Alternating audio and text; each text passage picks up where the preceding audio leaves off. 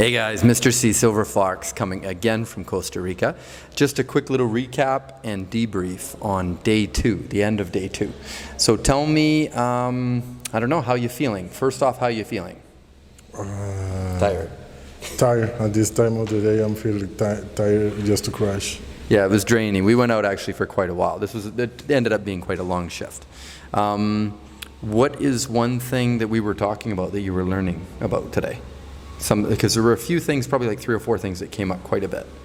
What's 1 or 2 of them, and I'll list off a couple that you don't get. The body language.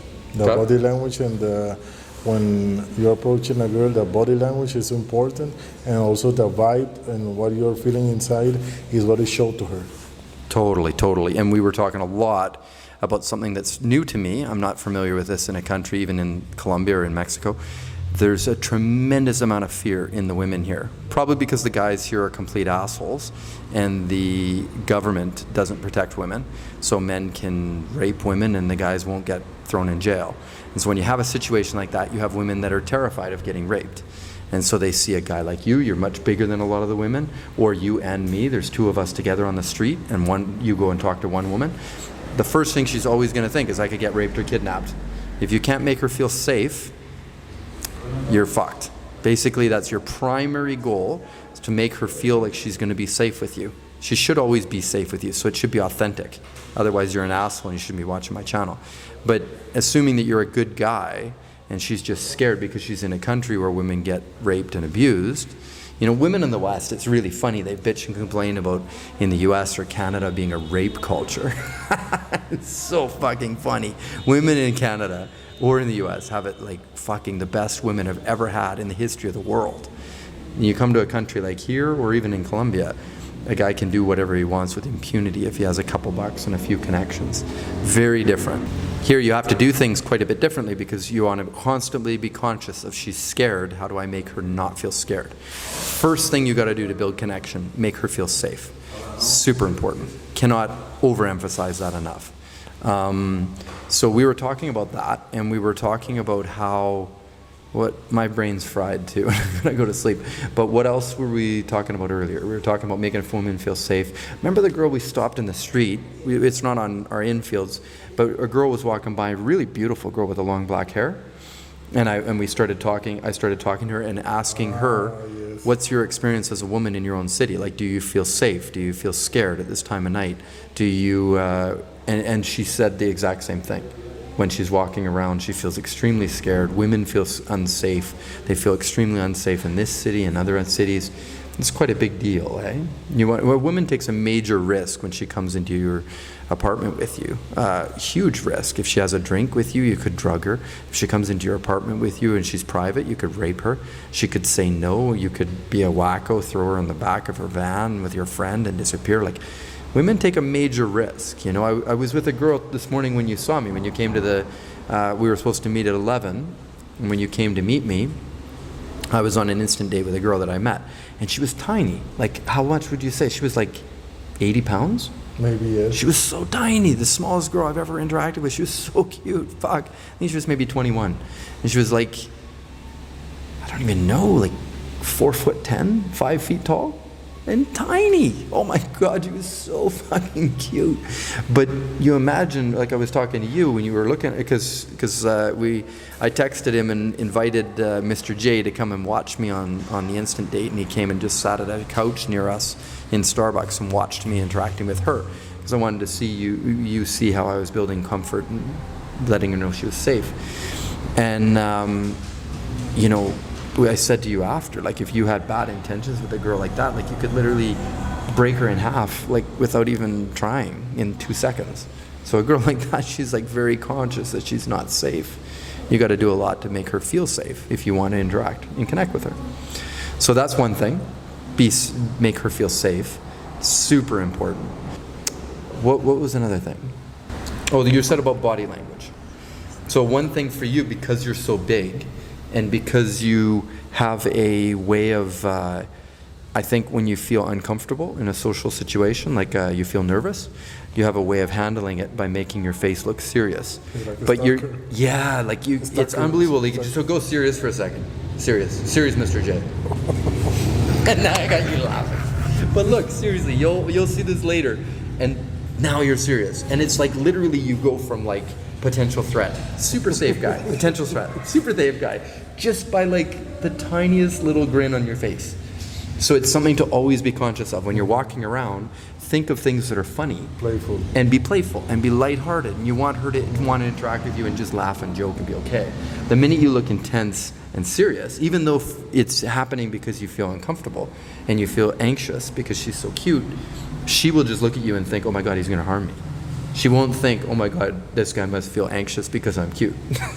That's important. That's an important, what you're saying, to try to be relaxed and to be like in a fun stage, in a fun vibe before you approach her. Because if you are like tense, she will notice it and she will become like more tense than you are, and the interaction will go just down the drain. Totally. And you saw me, like, what did you see me approach? Like maybe 20 people today? Yes. And what, like maybe 12 of them? Like considering I've never, I think in my life I've had like 3 women feel scared when I interact with them, maybe 10. Okay, but realistically, I have by now, over 3 years, we added this up yesterday, I've approached like thousands, by like what did I can't even remember what we added it up to, but I tried to work out how many the other night, and it was, per year. Yeah, something like that, when I was doing it full time. So I mean, you know, if you consider go out 6 days a week, 10 hours a day, so that's 60 days a week, and in an hour you approach, let's say 5 girls, and so 5, you know, times 10, so that's 50 a day, so that you have interactions with, and then so that would be, let's say, somewhere around 250, 300 a week, so that's somewhere around 1,200 a month, so that's somewhere around 10,000 a year. That's probably safe, but let's round it down, 6,000 a year. I've been doing this almost 3 years, so somewhere around 20,000 interactions, I would imagine. Again, let's wind that way down, at least 10,000 interactions. And I would say, you know, out of all of those, maybe a dozen times I made a woman feel scared. Just approached her and spooked her, and she was like, because I'm just like a friendly looking guy, you know?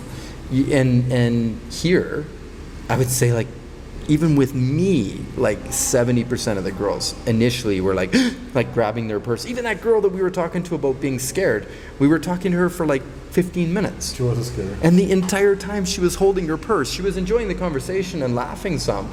But the whole time she was holding her purse and like looking over her shoulders, and like, she was like a deer in the headlights. How I couldn't believe that. I've never had that. I never trigger a woman into feeling afraid. And so obviously in your city, it's a thing. So if I'm making her feel afraid, and you're just learning this, of course you're going to make them feel afraid too, right? So it's something that both of us were becoming very conscious of, like give women a lot more space. Here you can't really do evening approaches because they feel even less safe.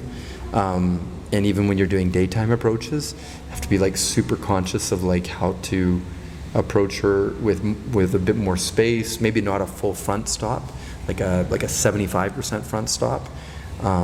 Don't put your hands too close to her until you've interacted a little bit. Once you get her to open up, it's been fine. But yeah, that's quite different. So one thing is about body language, leaving a little bit more space in the interactions. Like when you've seen me, and you'll see on camera here, but when you've seen me interacting with the girls here, doing the infields, I'm never interacting with a girl from like 5 feet away. I'm never like that. Normally in Colombia, I say hi, I move in, I grab her hand, I kiss her cheek, I stay in close, like a foot away from her face, and I talk with her. Here, it's like I have to be about 4 feet away, and you can kind of feel, you move in and she gets tense right away, and you move back a little bit, and you can kind of feel that playfulness. Anything else come to mind that you've been learning? To take action. Okay. So just spot an opportunity and just take it. No hesitate. Just see it and take it. That's something that I've seen you like repeatedly. Every single girl that I told you to go talk to, except for the one when your hands were all messy eating your burrito. And that one I was like, okay, your hands are all messy, you don't have a tissue, all right, I get it. But aside from that one, I think you've approached every single girl, and then on top of it, you've had some where you're like, hey, I'm gonna go approach her, and you're going by yourself. And that's not normal for a guy like, you know, you were like that right away.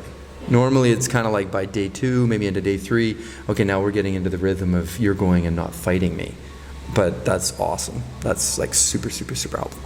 And then on top of that, I think those are the main things that we've been learning so far. How many approaches do you think you did today? Maybe like 20. Okay, so we're about 30 because you did 10 last night. So we're about 30. So we got 70 to go. We got time. Then we got to line up your instant dates and try and get you to get a few dates lined up and maybe get a double date. If we can't do a double date, it works fine if we can get you lined up on a date and I come and watch you, and then we get me lined up on a date like this morning, and you swing by and watch me. We can do it separately. It's all good. So there you have it, guys. Stay tuned. Come check out tomorrow, and you'll see Mr. J killing it. Today we did infields for me. Tomorrow we'll be doing infields for Mr. J and having a blast in San Jose. So you guys, if you want to book coaching, hit me up below. Otherwise, hit me up below so I can get you added to the Tusk Upper Tier group on WhatsApp. We're a great place for you guys to learn a lot about dating, women, men, masculinity, femininity, you know, basically all the important stuff that they never teach you in school that actually contributes to a happy life. So take care, guys.